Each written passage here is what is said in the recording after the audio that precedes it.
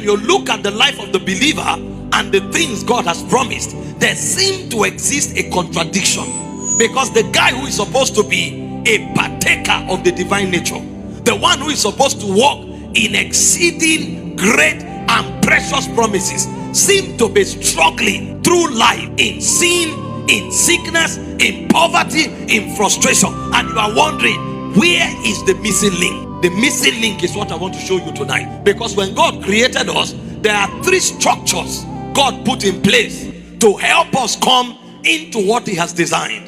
And any believer who enters those structures and maximizes those structures will not just enjoy what God has provided, he will literally function like God. If we are not yet functioning like God, something is wrong. But you see, you don't operate like God by wishing it.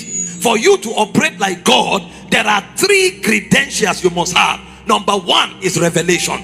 If you don't have revelation, you cannot access what God has made available. He said He has given us all things that pertain to life and godliness. He said it is through the epignosis, it is through the revelation of Him that called you to glory and virtue.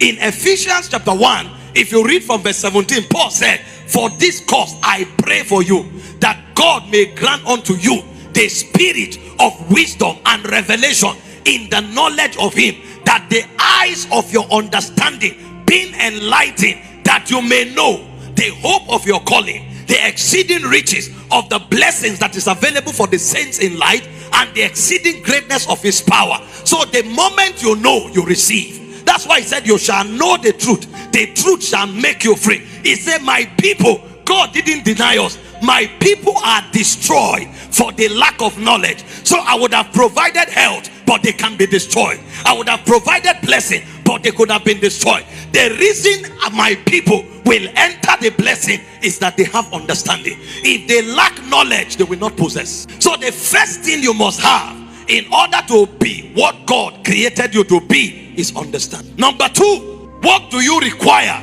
to walk and be what God says you are?